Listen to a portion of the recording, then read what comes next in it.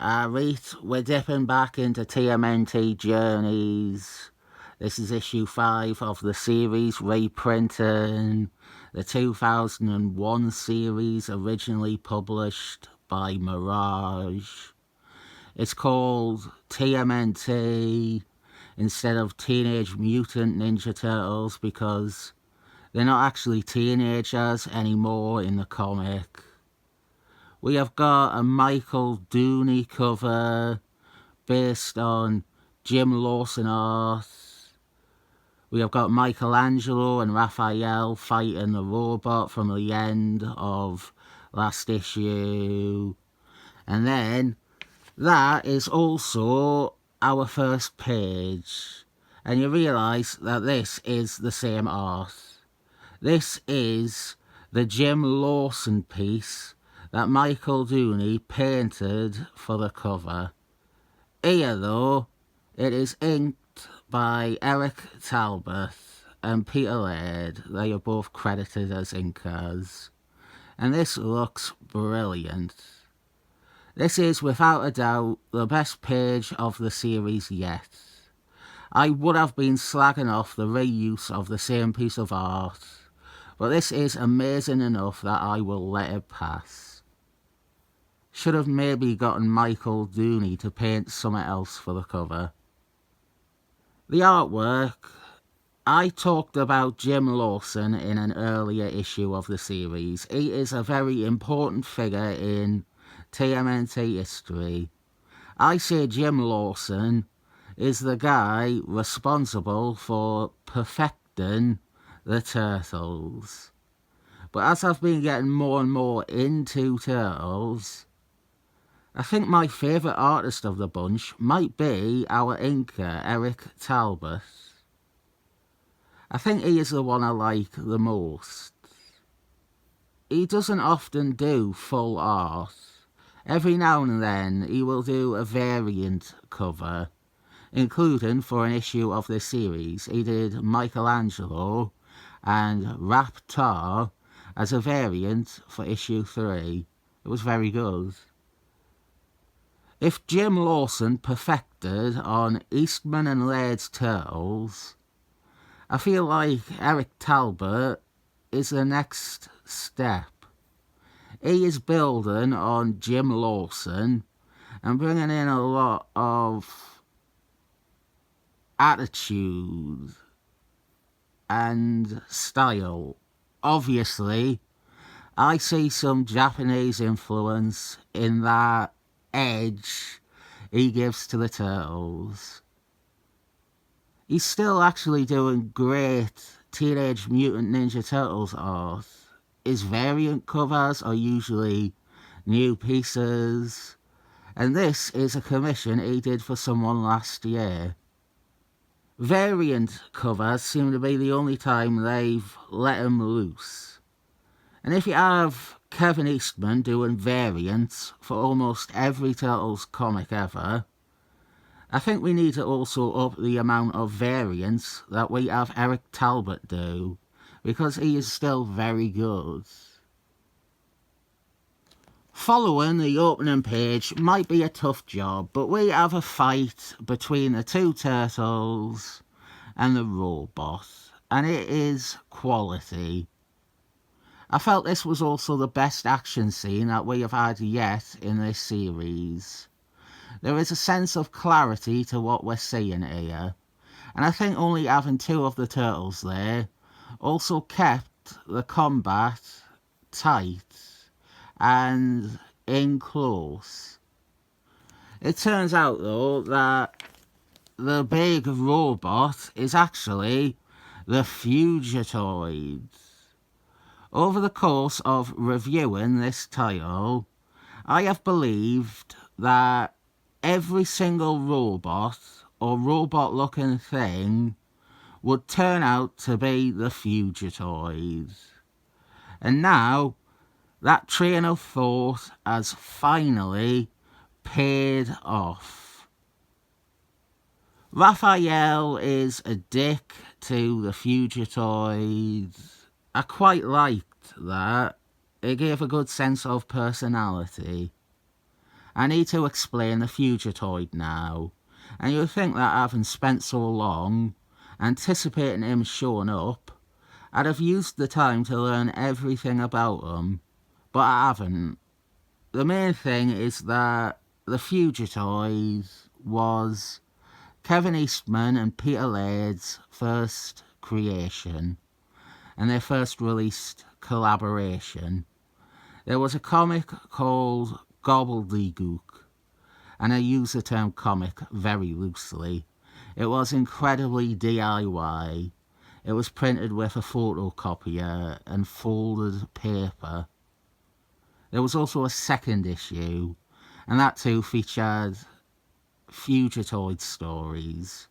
But I'm mainly showing it because you might notice that the cover for Gobbledygook number 2 served as the basis a few years later for Teenage Mutant Ninja Turtles 12.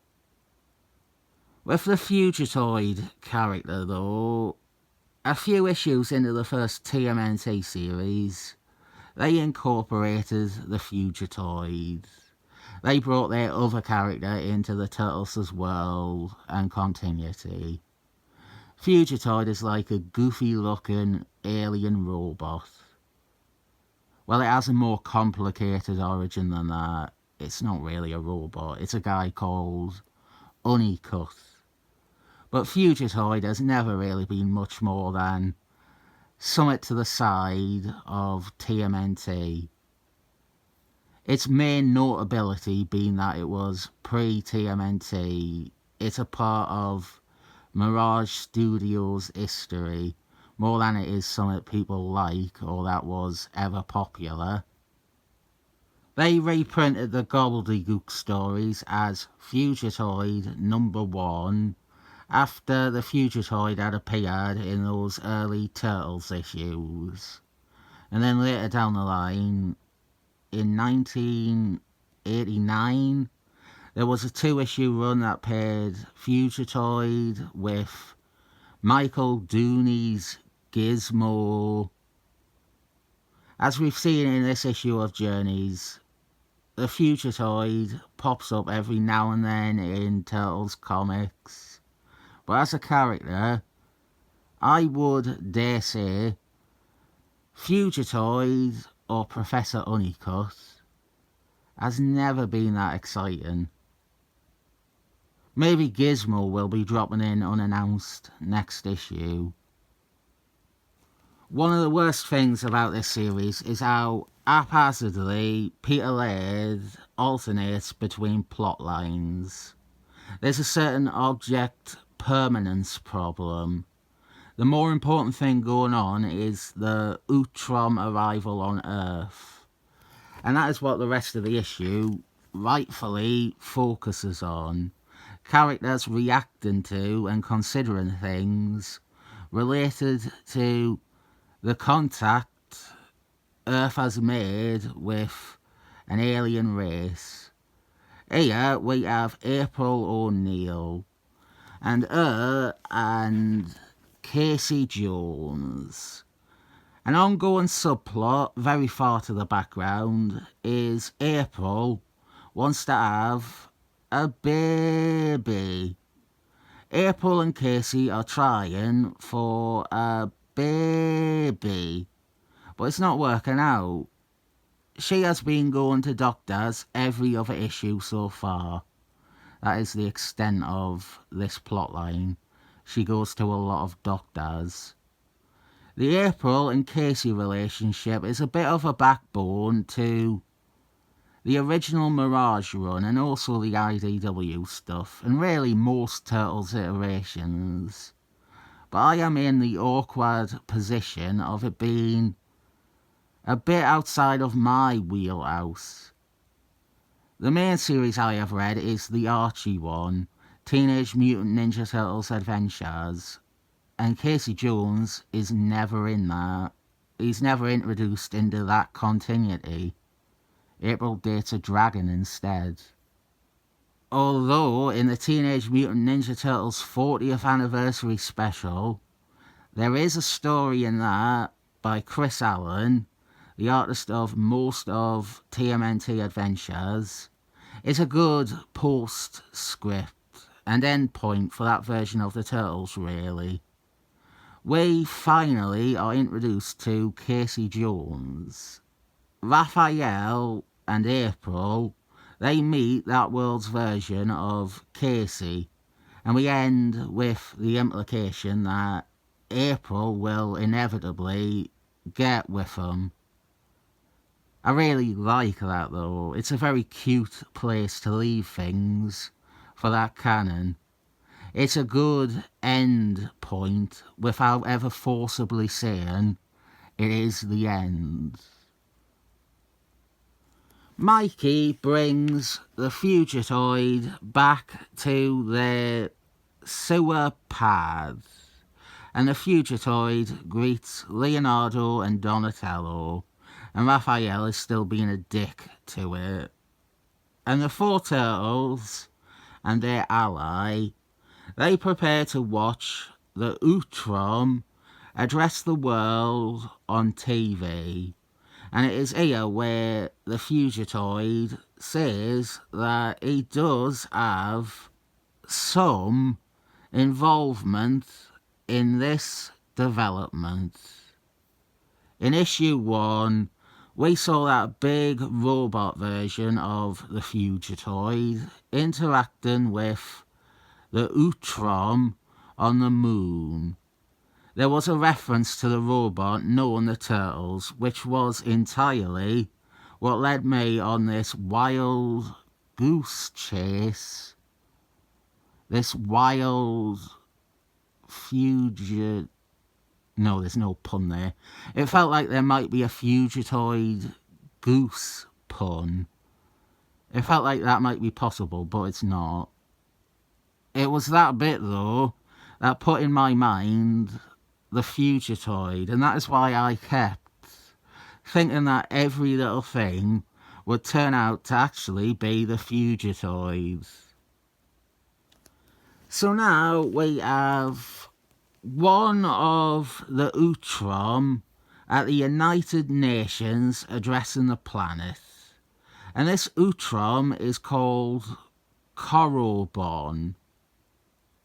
And I was thinking, and I would imagine most people were thinking, Krang. It seems like the time to bring Krang into the Mirage continuity. And this would be an effective way to introduce Krang. And it does feel weird that we have instead some random Utrom called Korobon. But then you have to also remember that Peter Laird doesn't really like the 1987 cartoon. He doesn't like much Teenage Mutant Ninja Turtles things that he has not been directly involved with. I kind of want to talk about that in a future issue. There's a fantastic dichotomy between Peter Laird, who is too close and attached to the Turtles as his legacy, and then Kevin Eastman, who, in the politest way possible, is a sellout.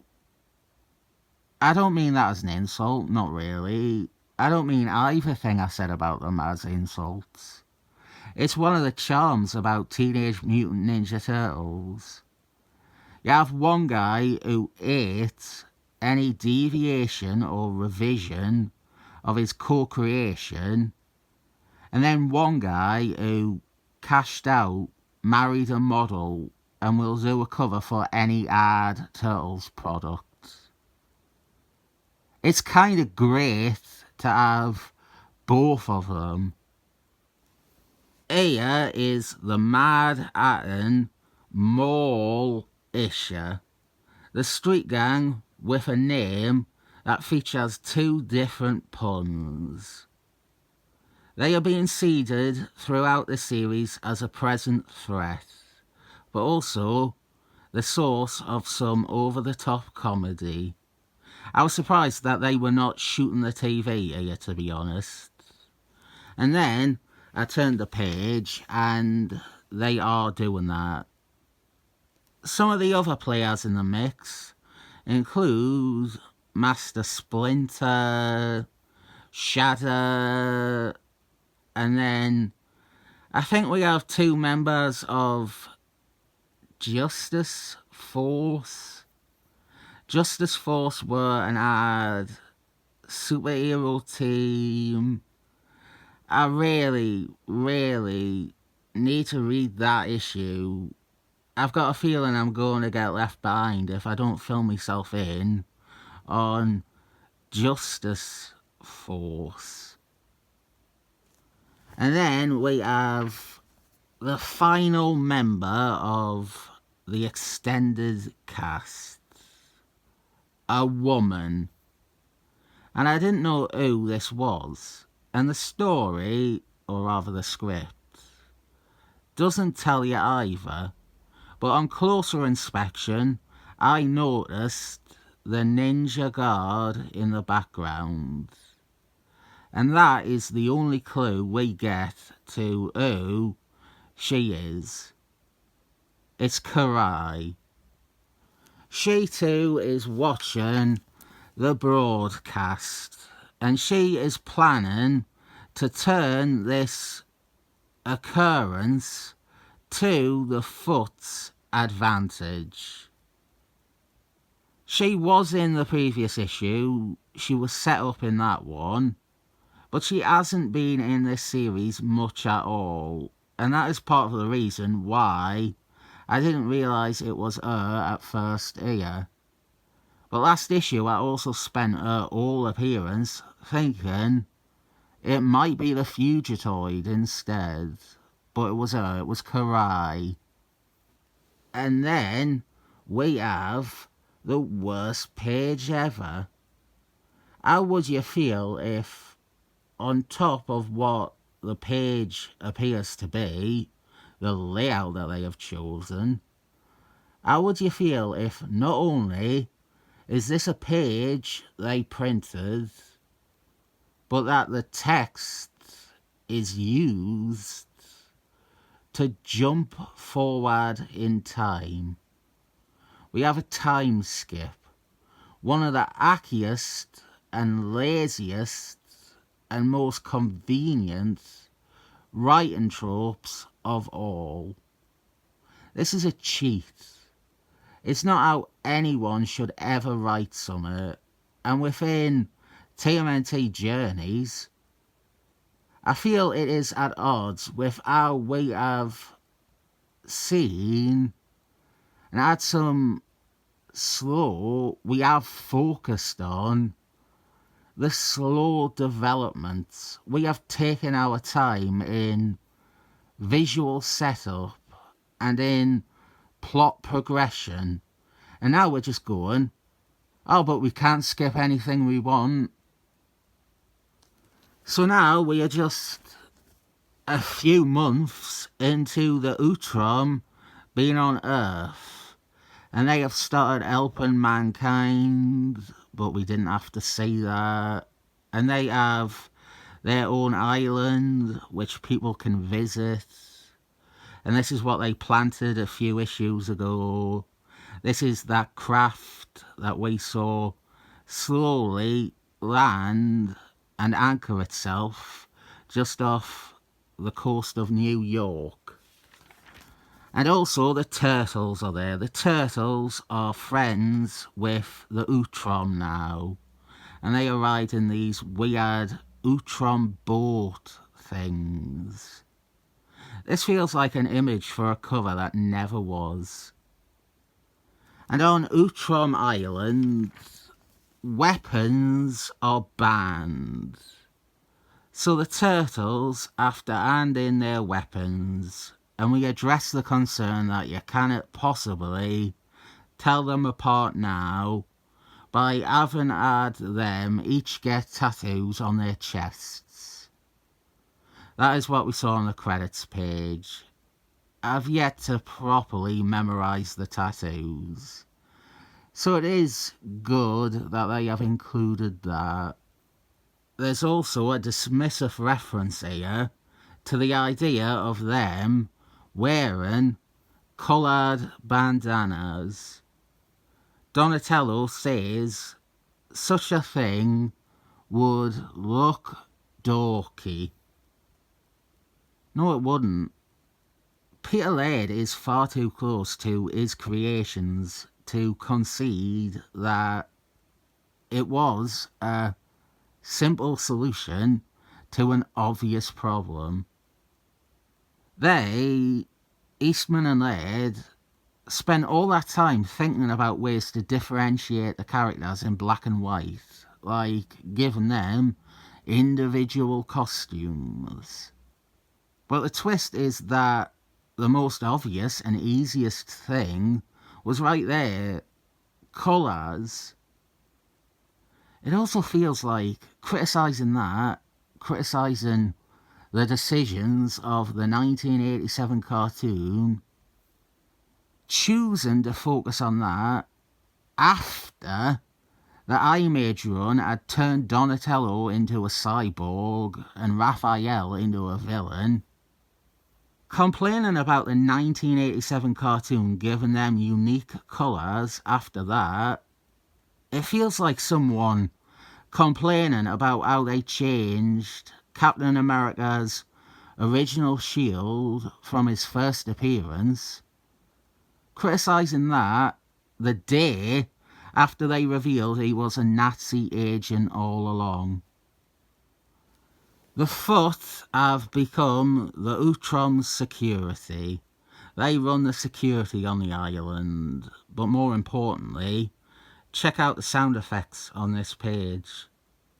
Wank, wank, wank. Brilliant. I command you to wank.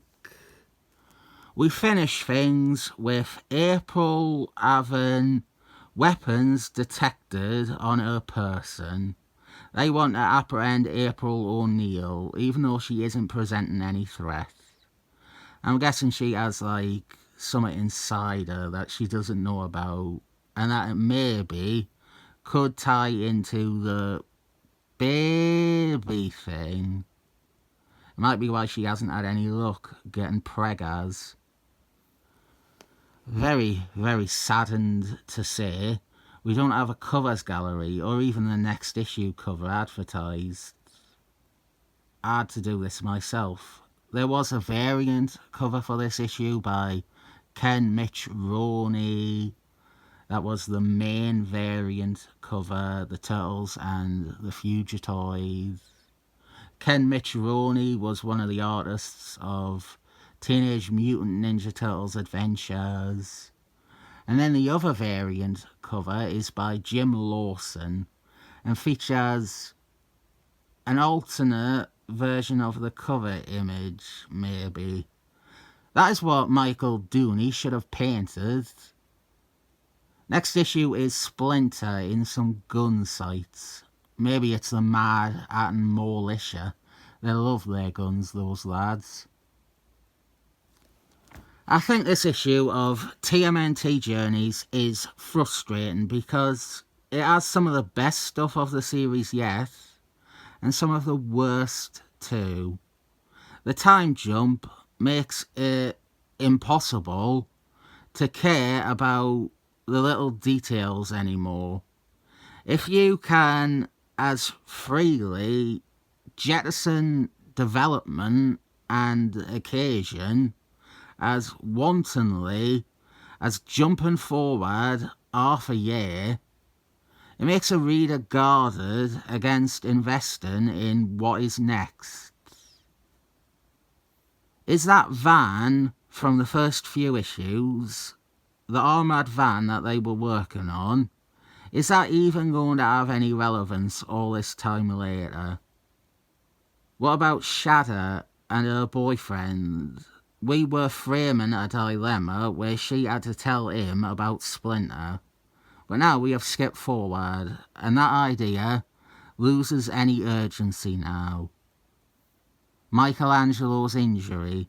We spent a lot of time focusing on that, but all these months later, I doubt it's even a consideration anymore. I'll skip this forward. 7 thumbs later.